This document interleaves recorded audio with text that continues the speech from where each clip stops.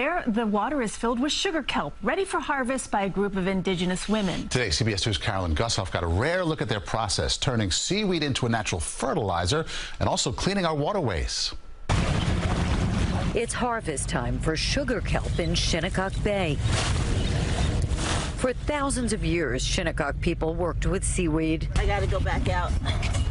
But this effort, now in its third year, Get more. combines tribal history with a calling to answer a modern dilemma.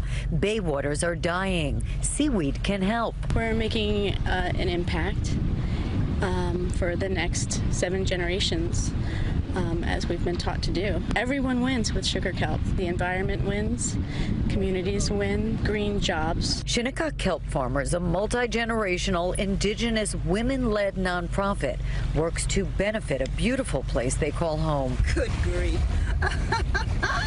The journey is amazing. A journey that begins with seed cultivated in a hatchery. They then plant tiny leaves in frigid winter waters. It's very difficult, it's labor intensive, but it is very restorative, not only to our bays, but as someone out there doing it, it's a very serene and beautiful process. It's a labor of love because we know that sugar kelp is going to sequester that extra nitrogen and other toxins. It's going to purify the water. Then nature does what she does. She says, I'll do this. Kelp absorbs nitrogen, which helps improve water quality.